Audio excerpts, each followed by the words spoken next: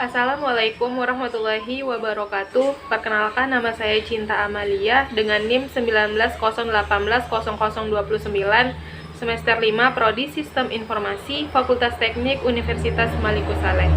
Baiklah, pada video kali ini saya akan merangkum materi mata kuliah Proyek Pengembangan Sistem Informasi pada pertemuan 9 hingga pertemuan 14. Adapun judul materi pada materi pertemuan 9 yaitu Manajemen Kualitas Proyek.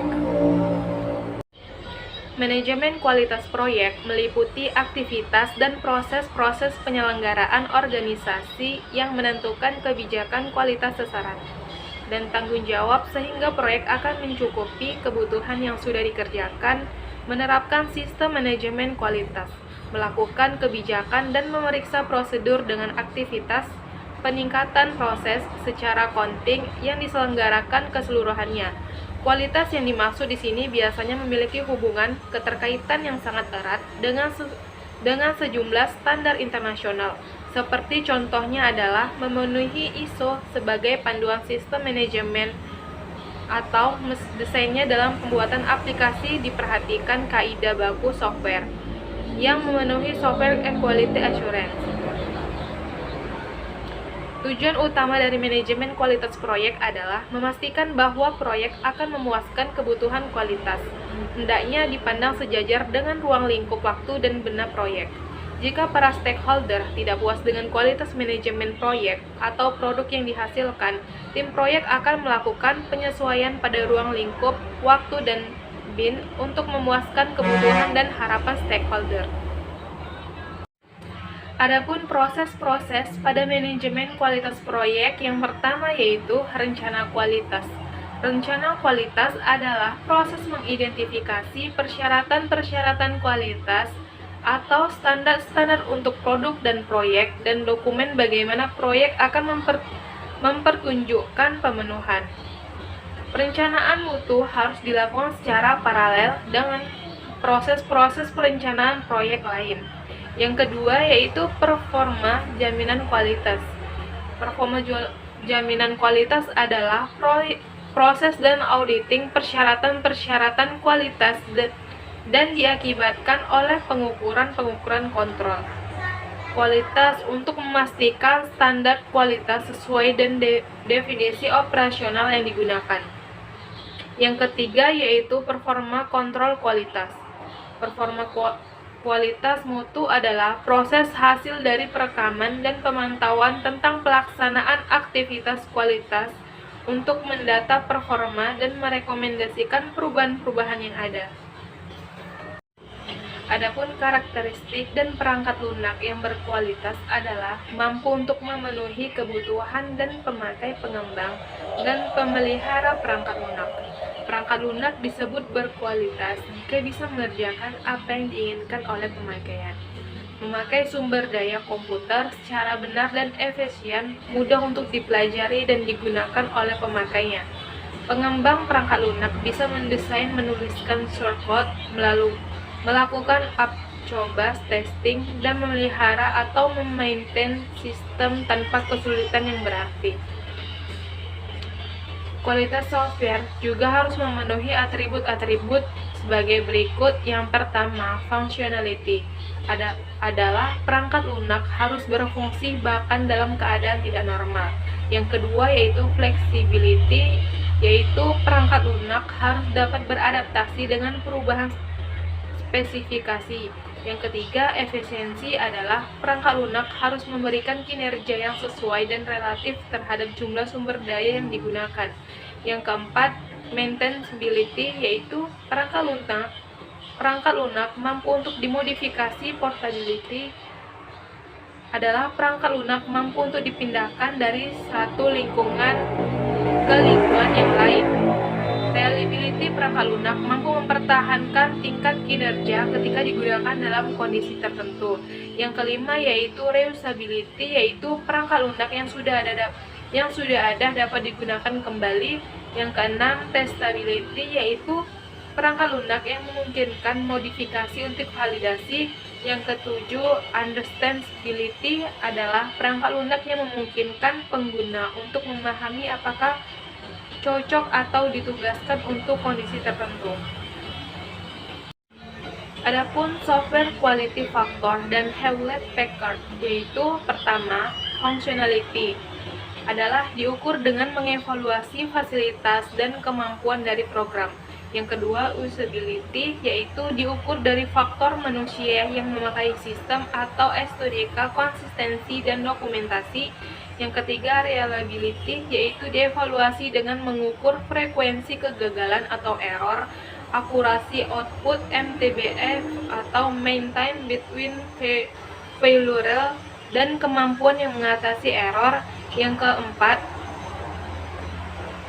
performance diukur dari kecepatan proses respon, pemakai sumber daya, dan efisiensi. Supportability gabungan dari extensibility, adaptability, dan serviceability atau ketiganya lebih dikenal dengan istilah maintainability, beserta testability, compatibility, configurability, kemudahan instansi, dan identifikasi problem. Adapun software quality factor Pressman ada antara lain pertama, product operation, yang kedua, correctness, yang ketiga, reliability, yang keempat, usability, kelima, efisiensi, keenam, product transition, yang ketujuh, portability, reusability, yang ke-8, interoperability, yang ke-9, product revision, yang ke-10, maintainability, yang ke-11, flexibility. Nah, sekarang kita memasuki materi pada pertemuan ke-10 dengan judul Contoh Struktur Organisasi untuk Proyek IT Besar. Output materi tugas tanggung jawab atau responsibility achievement metric adalah sebuah output matrix yang memetakan kerja proyek seperti yang dijelaskan dalam WBS atau work breakdown struktur. Untuk orang yang bertanggung jawab web melakukan pekerjaan seperti yang dijelaskan dalam organisasi breakdown struktur. Struktur organisasi dapat terbagi menjadi RACI, yaitu yang pertama, responsibility. Huruf R dari singkatan RACI adalah kepanjangan dari responsible atau tanggung jawab. Saat membagi tugas menggunakan metode ini, responsible adalah orang yang bertanggung jawab untuk melakukan tugas yang sudah diembannya hingga selesai. Yang kedua yaitu accountable. Huruf A adalah accountable, yaitu mereka yang bertanggung jawab dengan seluruh tugas yang dilimpahkan ke anggota timnya. Selain itu, mereka juga memiliki otoritas untuk mengambil keputusan terkait dengan penugasan. Peran ini sangat penting karena mereka harus bisa bertanggung jawab dalam setiap keputusan yang sudah diambil. Yang ketiga yaitu konsultan. Seseorang yang menjadi bagian dari konsultan adalah mereka yang telah ahli di bidangnya. Pasalnya, mereka akan bertugas untuk memberikan informasi seputar proyek yang sedang dikerjakan. Biasanya, ada beberapa orang yang berperan sebagai konsultan karena sarannya sangat diperlukan agar proyek bisa berjalan dengan lancar. Yang keempat yaitu informat. RACI adalah informasi, yaitu anggota yang selalu mendapatkan informasi tentang kemajuan dari proyek yang sedang dijalankan. Setiap ada keputusan dan perubahan yang dilakukan oleh tim harus selalu diberitahukan kepada seseorang yang masuk dalam golongan ini. Organisasi breakdown struktur atau UBS intinya adalah struktur pembagian dan struktur pembagian tugas dalam organisasi. Contoh RAM menggunakan RACI adalah. Baiklah, sekarang kita memasuki pada materi pertemuan ke-11 dengan judul Manajemen Komunikasi Proyek. Manajemen komunikasi proyek meliputi proses-proses yang diperlukan untuk memastikan generasi yang sesuai dan tepat waktu, koleksi, distribusi, ruang simpan, perolehan kembali, dan disposisi terakhir informasi proyek. Komunikasi yang efektif menciptakan satu jembatan antara stakeholder yang berbeda yang dilibatkan dalam suatu proyek, menghubungkan berbagai latar belakang organisasi dan budaya, tingkat keahlian yang berbeda, dan berbagai ketertarikan pembeli kepada penjual obligasi perspektif di dalam pelaksanaan proyek atau hasil. Adapun proses-proses pada manajemen komunikasi proyek, yang pertama yaitu identifikasi stakeholder, yang kedua rencana komunikasi, yang ketiga distribusi informasi, yang keempat mengatur harapan stakeholder, yang kelima laporan performa. Mengidentifikasi stakeholder adalah proses mengidentifikasi semua organisasi atau orang-orang yang dilibatkan oleh proyek dan dokumen informasi terkait mengenai minat mereka, keterlibatan dalam dampaknya pada kesuksesan proyek. Proyek stakeholder adalah organisasi-organisasi dan orang seperti para pelanggan, sponsor-sponsor, penyelenggara organisasi, dan publik yang dengan aktif dilibatkan di dalam proyek, atau siapa yang berminat secara positif atau secara negatif dipengaruhi oleh pelaksanaan atau penyelesaian proyek. Rencana komunikasi adalah proses penentuan informasi keperluan proyek stakeholder dan melukiskan satu pendekatan komunikasi. Rencana komunikasi memproses reaksi informasi dan kebutuhan-kebutuhan komunikasi stakeholder. Sebagai contoh, siapa yang memerlukan informasi apa, kapan mereka akan melakukan itu, bagaimana akan diberikan kepada mereka dan oleh siapa. Distribusi informasi adalah proses bagaimana membuat informasi terkait yang tersedia bagi proyek stakeholder seperti yang direncanakan. Manajer proyek juga harus dapat mendistribusikan informasi. Mendistribusikan informasi yang dimaksud adalah menyampaikan informasi yang tepat kepada orang yang tepat, pada waktu yang tepat, dan dalam format yang berguna, yang sama pentingnya dengan mengembangkan informasi sebagai prioritas utama. Adapun pertimbangan penting yang meliputi: pertama, pengguna teknologi untuk meningkatkan pendistribusian informasi. Yang kedua, metode formal dan informal dalam pendistribusian informasi. Mengatur harapan stakeholder adalah proses berkomunikasi dan bekerja dengan stakeholder untuk menemukan pengalaman dan isu kebutuhan mereka ketika mereka terjadi. Mengatur harapan-harapan membantu ke arah peningkatan kemungkinan suksesnya proyek dengan memastikan bahwa stakeholder memahami manfaat dan resiko proyek. Nah, baiklah, sekarang kita memasuki materi pada pertemuan ke-12 dengan judul Manajemen Resiko Proyek. Manajemen resiko proyek adalah proses sistematis untuk merencanakan, mengidentifikasi, menganalisis, dan merespon resiko proyek. Tujuannya untuk meningkatkan peluang dan dampak peristiwa positif dan mengurangi peluang dan dampak peristiwa yang merugikan proyek. Manajemen resiko proyek meliputi proses-proses perencanaan dan dari pelaksanaan manajemen resiko, identifikasi, analisa, tanggapan perencanaan, dan kendali dan pemantauan dalam satu proyek. Sasaran dari manajemen resiko proyek adalah untuk meningkatkan dampak dan kemungkinan dari kejadian positif dan mengurangi dampak dan kemungkinan dari kejadian negatif di dalam proyek.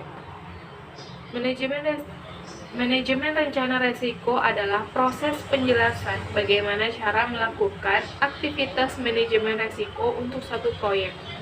Perencanaan penting juga untuk menyediakan waktu dan sumber daya yang cukup untuk aktivitas manajemen resiko dan menetapkan satu basis yang disetujui untuk mengevaluasi resiko-resiko serta memastikan tingkat, tipe, dan visibilitas manajemen resiko yang setara dengan resiko dan kepentingan proyek bagi organisasi. Identifikasi resiko adalah proses penentuan di mana resiko-resiko dapat mempengaruhi dokumen dan karakteristik proyeknya. Partisipan pada aktivitas identifikasi resiko meliputi: pertama, manajer proyek, anggota tim manajemen resiko, para pelanggan, ahli-ahli pokok dari luar tim proyek, pemakai akhir, manajer proyek lain, stakeholder, dan ahli manajemen resiko.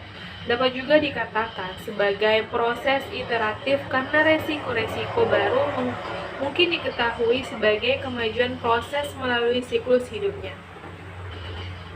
Performa analisis resiko kualitatif adalah proses dari priorising risiko untuk analisa tindakan lebih lanjut atau dengan menaksir dan mengkombinasikan kemungkinan dampak dan kejadian.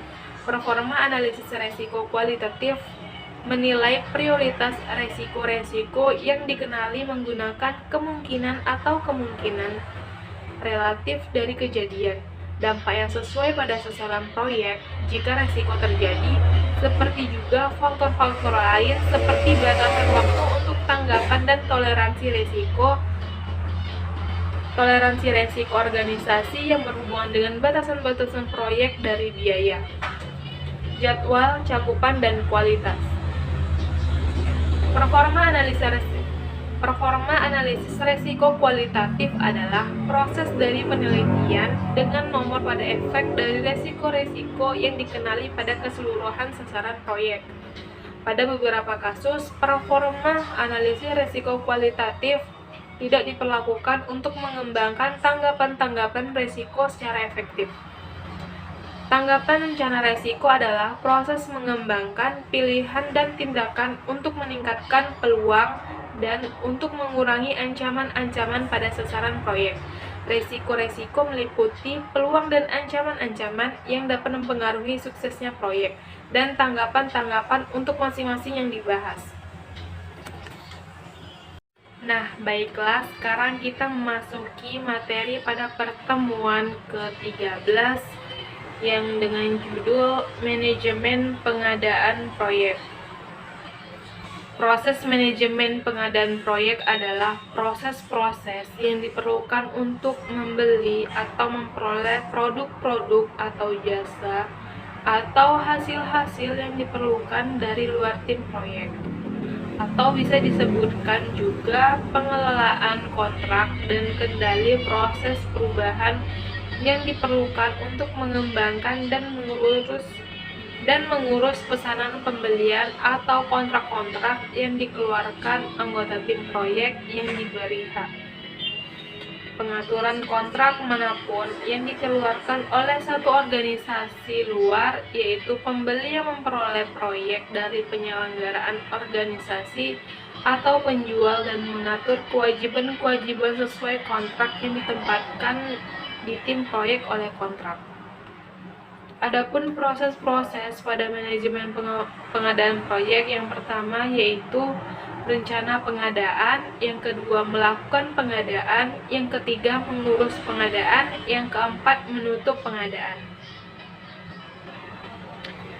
Rencana pengadaan adalah proses dokumentasi keputusan pembelian proyek, menetapkan pendekatan dan mengidentifikasi para penjual yang potensial. Keputusan membuat dalam mengembangkan rencana manajemen pengadaan dapat juga mempengaruhi jadwal proyek dan diintegrasikan dengan pengembangan jadwal, memperkirakan aktivitas sumber daya dan putusan buat atau beli.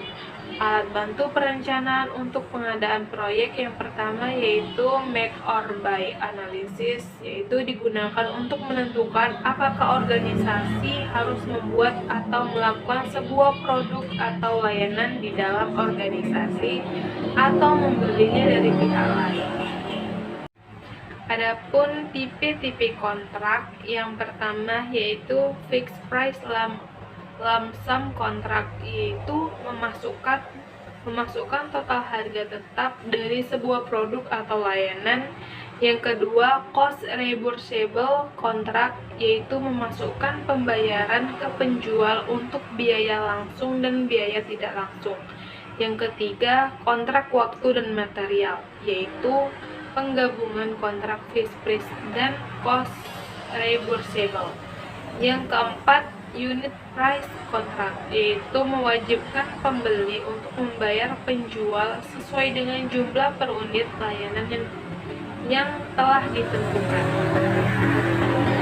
Untuk melakukan pengadaan adalah proses tanggapan perolehan penjual, memilih seorang penjual dan menganugerahkan kontrak. Pada proses ini, tim akan menerima proposal atau penawaran dan akan menerapkannya. Sebelumnya, memilih kriteria yang digambarkan untuk memilih satu atau lebih para penjual yang berkualitas untuk melaksanakan pekerjaan dan bisa diterima sebagai penjual.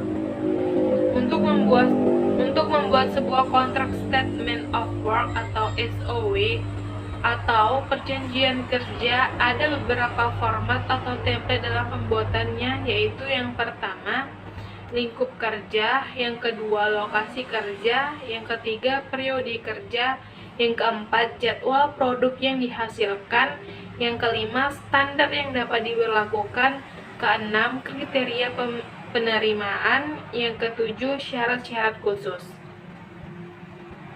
Mengurus pengadaan adalah proses memanage hubungan pengadaan, pemantauan performa kontrak, dan membuat perubahan dan koreksi-koreksi jika dibutuhkan.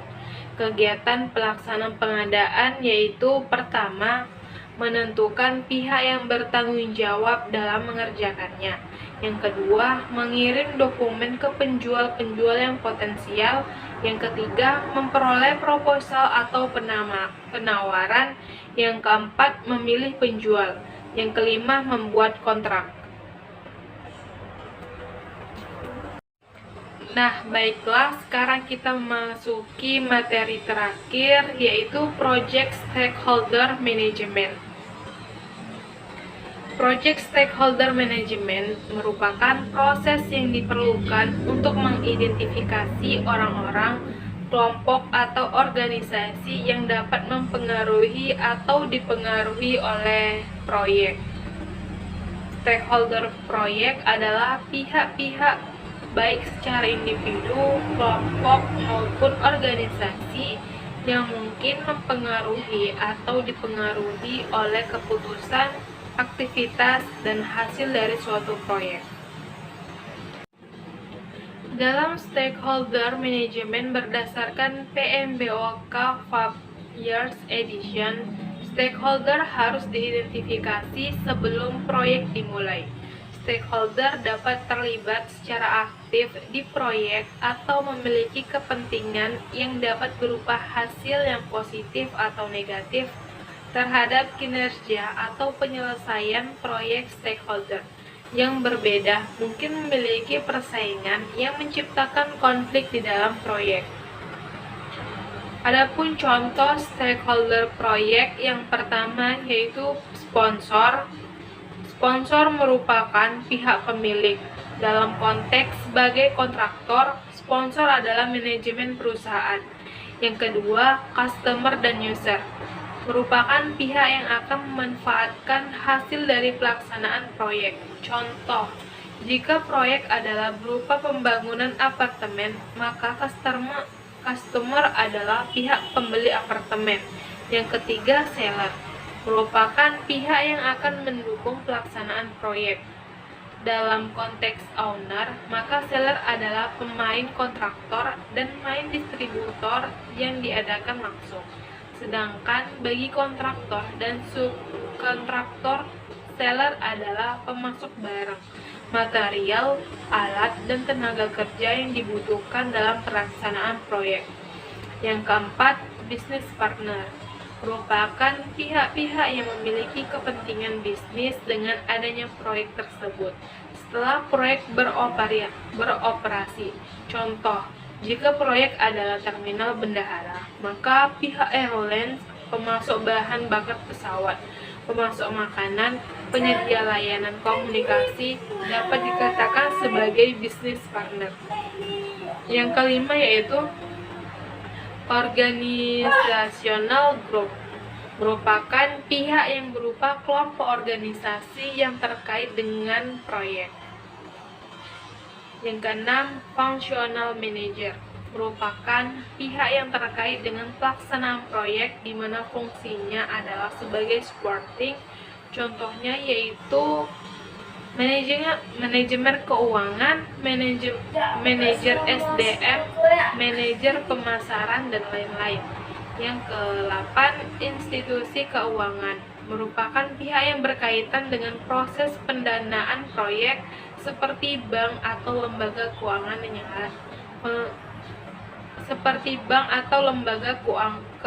yang lain.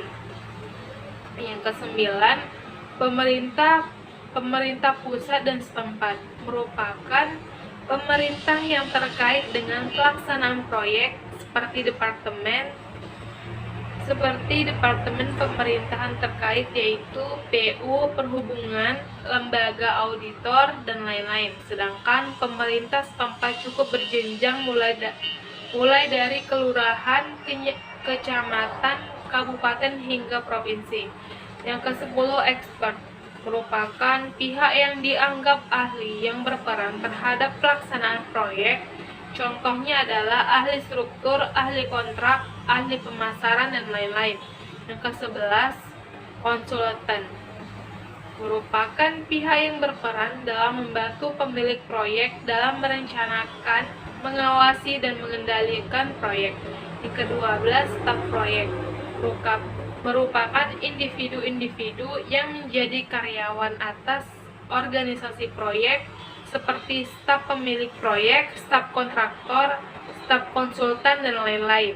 Yang ke-13, lingkungan sekitar proyek, merupakan masyarakat yang berada di lingkungan sekitar proyek yang dapat berupa individu, kelompok, ataupun perusahaan.